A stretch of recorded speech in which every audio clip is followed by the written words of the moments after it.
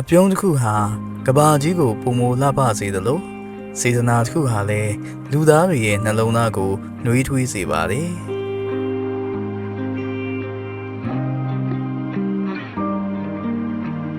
လူသားတိုင်းအတွက်အနှွေးထွေးဆုံးနဲ့လုံခြုံမှုအရှိဆုံးနေရာတစ်ခုကိုရှာဖွေပေးဖို့ကကျွန်တော်တို့မြန်မာရေးကြရဲ့အဓိကတာဝန်ပါဒါပေမဲ့အောင်မြင်မှုဆိုတာကိုယ့်အတွက်တင်မဟုတ်ဘဲတပားသူအတွက်ပါအကျိုးရှိစေမှပြည့်စုံတာပါ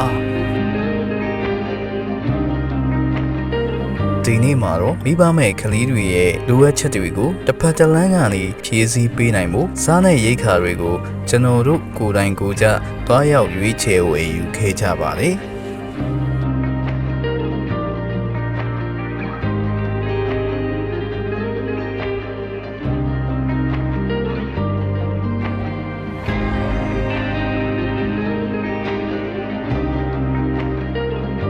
ဒီခရီးကရိုးရိုးခရီးတစ်ခုမဟုတ်ပဲမြစ်တာတွေတည်ဆောင်သွားတဲ့ခရီးတစ်ခုပါအဝေးတနေရာမှာရှိတဲ့မိဘမဲ့ကလေးငယ်လေးတွေစီကိုအရောက်သွားဖို့ကျွန်တော်တို့အားလုံးတက်ကြွစွာနဲ့ထွက်လာခဲ့ကြပါတယ်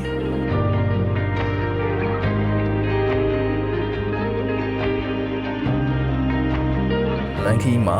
မိုးတိမ်တွေအုံမိုင်းနေပြီးခဏကြာမှာတော့မိုးတွေတဲထန်စွာရွာသွန်းလာပါတော့တယ်မိုးရွာထဲမှာပဲကလေးငယ်လေးတွေစီအရောက်သွားဖို့ကျွန်တော်တို့ဆက်လက်မောင်းနေလာခဲ့ကြပါလေ။ဒါခေါ်ကြ။နှက်ချက်တော့မှာ။လူတန်းမဲ့ဂေဟာလေးရဲ့ရှေ့ကိုရောက်တဲ့အချိန်မှာတော့မမျော်လင့်တဲ့အခက်ခဲတစ်ခုနဲ့ရင်ဆိုင်လိုက်ရပါတယ်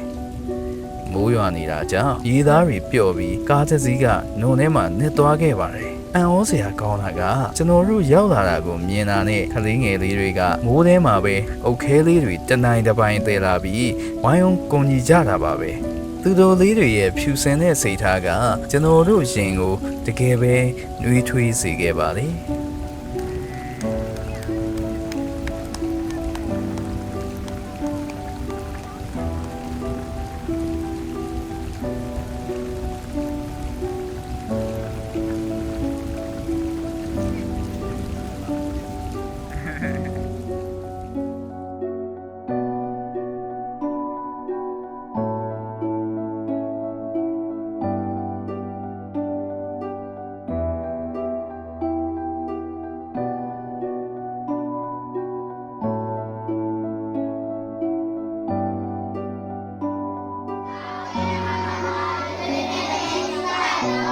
မင်းမစားခင်မှာကလေးငယ်လေးတွေရဲ့စူပေါင်းစူတောင်းတန်လေးကလူတန်းရကြုံနဲ့အောင်ကိုကြည်နူးစရာကောင်းလာပါလေ။ထမင်းစားရင်လက်ကလေးတွေထောင်ပြီးထမင်းထက်လိုချင်ပါလေလို့ပြောတဲ့အတန်လေးတွေ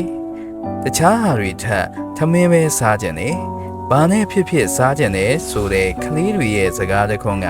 ကျွန်တော်တို့ရဲ့နှလုံးသားကိုတုန်လှုပ်စေခဲ့ပါလေ။သူတို့လေးတွေဘိုင်ဝဝလင်းလင်းစားနိုင်တာကိုမြင်ရတဲ့ပီတီကဘာနဲ့မှမလဲနိုင်ပါဘူး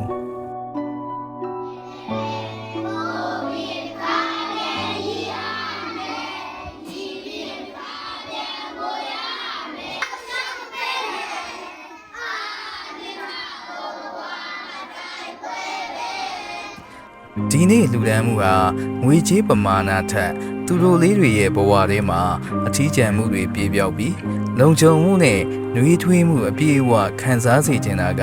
ကျွန်တော်တို့မြန်မာရေးကြရဲ့စိတ်ရင်းစေတနာပါလူဒန်းမှုတွေပြီးသွားလို့အပြန်မှာတော့ဒီစက်ရာကလူတွေကလည်းကားကိုဝိုင်းဝန်းတွန်းတင်ပေးခဲ့ကြလို့လုံထဲကနေပြန်လဲရုံထွက်နိုင်ခဲ့ပါလေမျှဝေခြင်းဆိုတာပေးကမ်းရုံနဲ့မဟုတ်ပဲအပြန်အလှန်ဖိမမှုတွေနဲ့ပြည့်နှက်နေတာပါ对。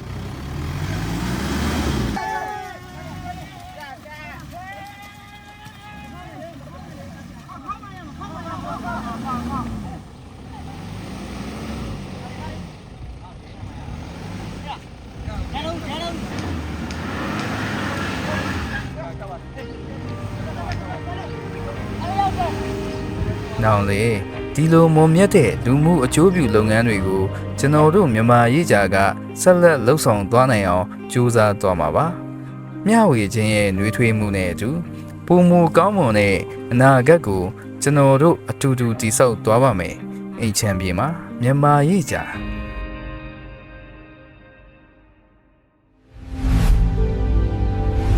ချမ်းမြေမှာမြမကြီးကြ